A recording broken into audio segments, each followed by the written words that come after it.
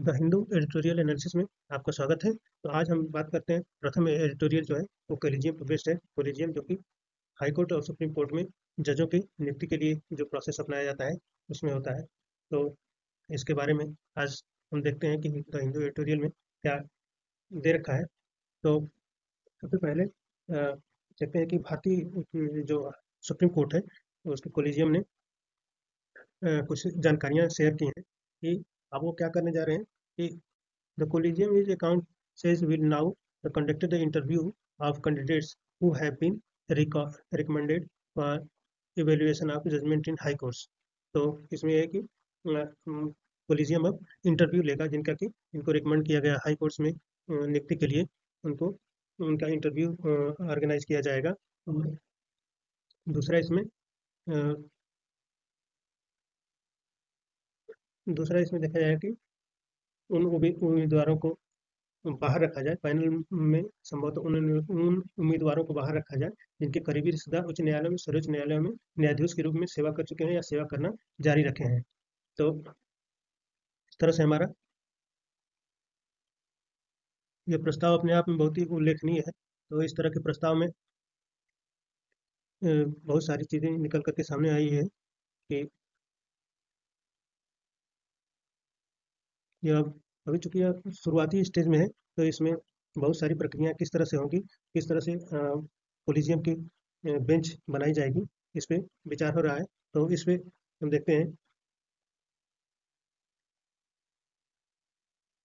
अब जो अभी ये बिल्कुल अर्ली स्टेज में है, तो इस पे बहुत कुछ कहना अभी बहुत ही जल्दबाजी होगी। तो इसके लिए हमें अभी इंतजार करना होगा। कोलिजियम में सुधार तो होना चाहिए, मगर वो किस तरह से होना चाहिए इस पे अभी टाइम लगेगा। इनके सुधार में चुनौतियां क्या है जो कोलिजियम का है। तो कोलिजियम सिस्टम में कोई भी सुधार तभी संभव होगा जब उसमें सरकार या मानने के लिए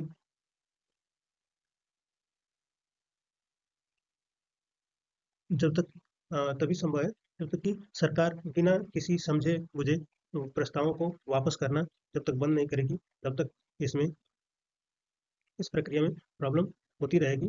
तो इस अगर इंटरव्यू प्रक्रिया लागू भी कर दी जाती है, तो इसके बावजूद ये किस तरह से लागू होगा अभी देखना बाकी है। तो इन चुनौतियों से सुप्रीम कोर्ट कैसे निपटता है यह देखना है। यह प्रक्रिया का अभी केवल ज्ञापन है। अभी इसका साक्षात्कार किस तरह से होगा, नियम इसके क्या होंगे, इस पे अभी कोलिजियम कार्य कर रहा है। क्योंकि संविधान की 75वीं वर्षगांठ 75th एनिवर्सरी चल रही है कॉन्स्टिट्यूशन का, तो इसमें सुप्रीम कोर्ट ये कोशिश कर रहा है कि लोगों का सुप्रीम कोर्ट में और उसकी व्यवस्थाओं में विश्वास बना रहे। इसलिए वो इन चीज़ों को बहुत ही सजगता से विधायिका, कार्यपालिका और न्यायपालिका के बीच शक्तियों का डिवाइड करना चाहता है। तो यहाँ पे they they were mindful of the functional ideas of the republic. तो हमारी संवैधानिक शक्तियां जो हमें अलग अलग दी गई है गणतंत्र के रूप में, विधायिका, कार्यपालिका और न्यायपालिका की separation of the power between the legislature and the executive and the judiciary, उसको भी बनाए रखना जरूरी है।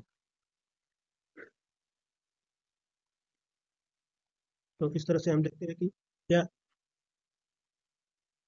यह संविधान सभा में भी इसमें नियुक्तियों पे काफ़ी चर्चा हुई थी और कई तरह के सुझाव दिए गए थे। डॉक्टर अम्बेडकर ने के अनुसार प्रारूपों को एक मध्य मार्ग अपनाया गया था, जिसमें इन नियुक्तियों के बारे में संविधान में प्रावधान है कि इसमें जो है appointment of appointment of जजेज is the constitution provide that जज to the supreme court are appointed by the president of India in the consulting with the CGI and such of the judiciary CGI deems it. कह रहा है कि संविधान में इसकी नियुक्ति के बारे में भारत के राष्ट्रपति द्वारा नियुक्ति की जाएगी, जो कि मुख्य न्यायाधीशों की नियुक्ति, मुख्य न्यायाधीश सुप्रीम कोर्ट के मुख्य न्यायाधीश की परामर्श और या उनके द्वारा नियुक्त की गए पैनल के परामर्श पे होगी। उच्च न्यायालय और न्यायाधीशों की नियुक्ति राष्ट्रपति द्वारा मुख्य न्यायाधीश, राज्य के राज्यपाल और न्यायालय के मुख्य न्यायाधीश के परामर्श पर की जाती है।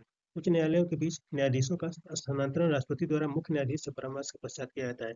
तो ये इस तरह के कुछ प्रावधान थे जो कि उस समय संविधान सभा ने एक बीच का रास्ता निकालते हुए किया था।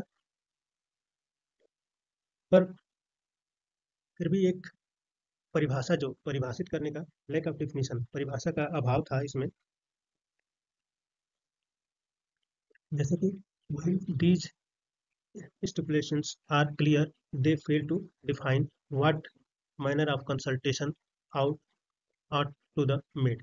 किस तरह का कंसल्टेशन उनको, मतलब किस प्रकार का परामर्श किया जाना चाहिए, और how transparent the process should be, और किस तरह का ट्रांसपेरेंट इसका प्रोसेस जो पारदर्शी होना चाहिए। तो इस तरह की डिफिनीशंस का अभाव था, इसके चलते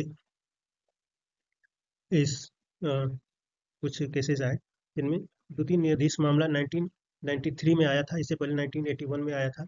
उसमें भी उसके चलते कोलिजियम का गठन किया गया था। तो ये सेकेंड केस जो था 1993 में, second case 93, the court held the consultation must mean concerns. तो इसमें था कि परामर्श का अर्थ सहमति होना चाहिए। इसका ये मतलब था सहमति केवल मुख्य न्यायाधीश से नहीं बल्कि न्यायाधीशों और कोलिजियम से भी आवश्यक है। इसका concern was required not just for the CJI but from the collegium of the जजेस। This new procedure aims to maintain the fidelity to the consultation text while ensuring and the independent and the autonomous of judiciary, autonomy of judiciary का। तो इस तरह से जो था इस प्रक्रिया में का उद्देश्य यही था कि सहमति केवल मुख्य न्यायाधीश नहीं बल्कि न्यायाधीशों और कोलिजियम का थी। नई प्रक्रिया का उद्देश्य स्वतंत्रता, स्वायत्तता, न्यायपालिका को सुनिश्चित करते हुए संविधान के पाठ के प्रति निष्ठा बनाए रखना था। तो इस तरह से था। कोलिजियम प्रोसेस है क्या? चलिए हम देखते हैं कोलिजियम प्रोसेस क्या है। तो collegium process comprising the CGI and the senior colleagues, the senior colleagues would make the recommendation for, है कि इसमें मुख्य न्यायाधीश और सहयोगियों को मिलाकर के कोलिजियम निम्नलिखित सिफारिशें कर सकता है। पहला है अपॉइंटमेंट ऑफ द जज ऑफ द हाई कोर्ट और सुप्रीम कोर्ट, अपॉइंटमेंट कर सकता है। ट्रांसफर ऑफ द जज बिटवीन द हाई कोर्ट्स के अंदर इनका ट्रांसफर किया जा सकता है। And the election of the new chief justice to the high court, और नई न्यू चीफ जस्टिस के लिए हाई कोर्ट में चुनाव कर सकता है। इसमें केंद्र सरकार क्या कर सकती है? The collegium makes this recommendation after the consulting जज, कंसल्टिंग जो जज है उनसे परामर्श की बात कर सकते हैं। तो इसमें केंद्र सरकार, द यूनियन गवर्नमेंट क्या क्या कर सकती है? एक्सेप्ट द प्रपोजल, पहले तो क्या कर सकती है कि प्रस्ताव को स्वीकार कर ले जैसा वो भेजा है, या पुनर्विचार के लिए प्रस्ताव को लौटा दे, या फिर return to the proposal to the reconsideration, उसको पुनर्विचार के लिए वापस कर दिया। यदि पुनर्विचार किया जाता है तो इसमें इफ द रिकॉग्निज रिकॉग्निटर resubmitted, the government must sanction the resolution. अगर उसको फिर से वापस भेजा जाता है तो गवर्नमेंट को मंजूरी देना अनिवार्य होगा। चलिए द प्रोसेस, अब इस प्रोसेस की चुनौतियां क्या है तो देखना है। प्रक्रिया सरल लगती है देखने में ही, तो इसकी चुनौतियां क्या है? The process seems simple but there is no attendant and the binding rules. ये सिंपल तो देखने में लगती है पर कोई भी इसके लिए बाध्यकारी नियम नहीं है। The government can block recommendations in dims inconvenient by, जो गवर्नमेंट है, जो सेंट्रल गवर्नमेंट ऑफ इंडिया है, वो उसके लिए जो असुविधाजनक समझी जाने वाली सिफारिशें हैं उसको वो रोक सकती है।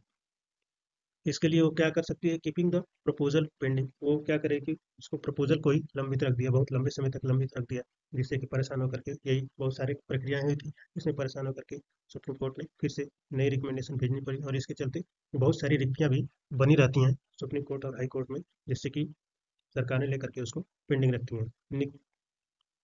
Stopping the sort of issue in presidential warrant authorized the appointment or the transfer, नियुक्ति स्थानांतरण को अधिकृत करने वाला राष्ट्रपति का वारंट जारी करने से पहले ही रोक देगा। ये मतलब उसको जारी ही न करने दे, प्रेसिडेंट वारंट जो होता है, तो उससे भी बहुत सारी चुनौतियां खड़ी हो जाती हैं।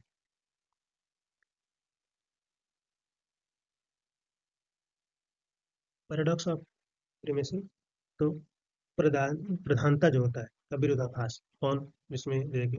तो in theory the collegium retains primacy primacy over the judgement appointment. तो जो सैद्धांतिक रूप से कोलिजियम नीतियों की प्रधानता बनाए रखी जाएगी इसमें। However the government ability to block the recommendation means the question of the primary primacy the question of the primacy remains mute. तो इस तरह से जो रोकने की क्षमता है, केंद्र सरकार की सिफारिशों को रोकने की क्षमता है, वो फिर जुडिशरी के जुडिशरी के अधिकारों में दखल हो जाते हैं। द फोर्थ जज केस, जो फोर्थ जज केस कहा जाता है 2015 में, court emphasized that only the judiciary should retain pre-eminence and any interference would imaging on the consultation basic structure।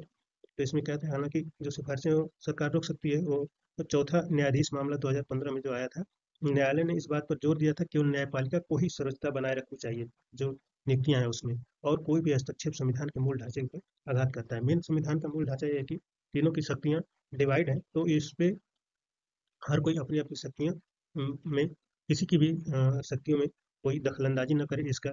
तो इसमें न्यायपालिका की जो सुप्रीम कोर्ट की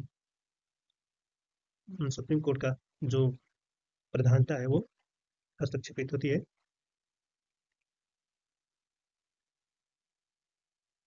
the need for the reform and accountability कह रहा है कि जो न्यायाधीशों के मामले और कानून का शासन दोनों में एक अकाउंटेबिलिटी, एक जो जवाबदेही होनी चाहिए।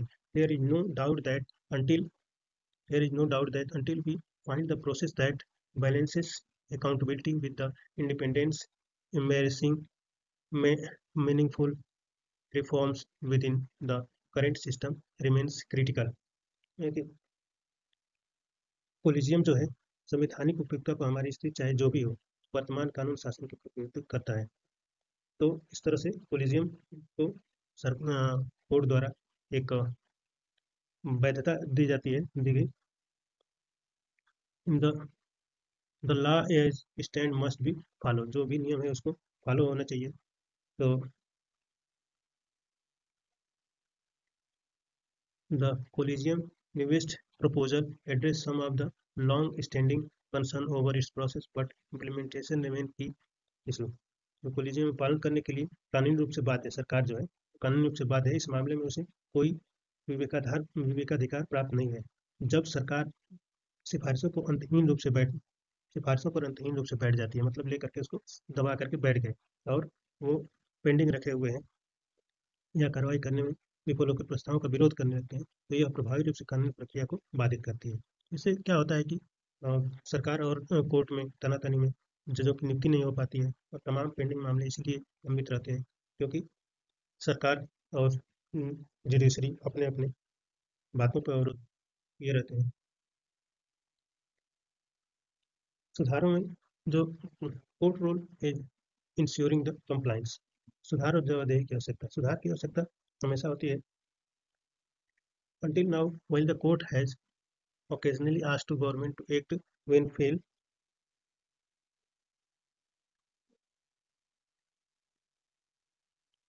तो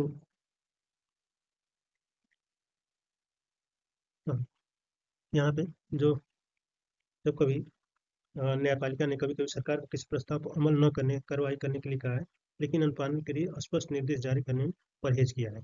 ये तरह का एक्सप्रेस डायरेक्शन नहीं इशू किया है। तो सेकंड है इसमें the court may have avoided such order to prevent them from the being seen unnecessarily confrontational। जो अदालत ऐसे आदेशों को अनावश्यक रूप से टकरावपूर्ण या माना जाएगा, इसलिए इसे टाल देती है, टालना होगा इसे। अल्टीमेटली लास्ट में इन matter like this the goal is for the different wing of the state to work together collaboratively to ensure that the procedure is fulfilled। तो इसमें अदालत ऐसे आदेशों को आखिरकार ऐसे मामले जो आएंगे, लक्ष्य यह है कि राज्य विभिन्न अंग मिलकर के काम करें, जो भी जुडिशरी है एंड जो कार्यपालिका न्यायपालिका से मिलकर काम करें ताकि सुनिश्चित हो सके कि पूरी प्रक्रिया सही से चल रही है। तो इस तरह से कुछ हमारा कोलिजियम का जो भी एडिटोरियल में जिक्र था, हमने उस पर बात की। हमारा इसमें अंत में निष्कर्ष ये निकलता है कि for the collegium system is retain challenge and for its achieve its purported objective. जो कोलिजियम बनाए रखने के लिए उसके कथित उद्देश्य जो है, जिसका इसका उद्देश्य the ruling the maintenance of our judiciary independence, हमारी जो जुडिशरी है उसकी वो इंडिपेंडेंट हो, उसकी स्वतंत्रता बनाए रखी जा सके। The court ability of function as the कोर्टनर majority institutions depend as much as the ability to declare the law as it does on the ability to ensure that the law followed। न्यायालय बहुसंख्यक विरोधी व्यवस्था के रूप में कार्य करने की क्षमता, कानून घोषित करने की उसकी क्षमता पर उतनी ही निर्भर करती है जितनी कि सुनिश्चित करने की उसकी क्षमता कानून पालन करने की है। जैसा कि फॉर द चीफ जस्टिस को put it the way back in 111, summing up the essence of the rule of law, the king had on the prerogative but what the law of the land allow him। कितनी सुनिश्चित करने की क्षमता कानून का पालन किया जाता है। जैसे कि मुख्य न्यायाधीश कोक ने 1611 में कहा था कि कानून शासन का सार संक्षेप बताते हुए राजा के पास विशेष अधिकार नहीं है सिवाय इसके कि देश का कानून उसे क्या अधिकार देता है। तो कानून के हिसाब से ही सबको काम करना चाहिए। राजा होने का मतलब ये नहीं कि वो कुछ भी कर सकते हैं। तो इस तरह से हमारा आज का टॉपिक था द हिंदू एडिटोरियल का कोलिजियम पे, इस पे हमने बात की। Thanks for watching, please subscribe our channel and share this to your friends, family, WhatsApp and all social media accounts. Thank for watching.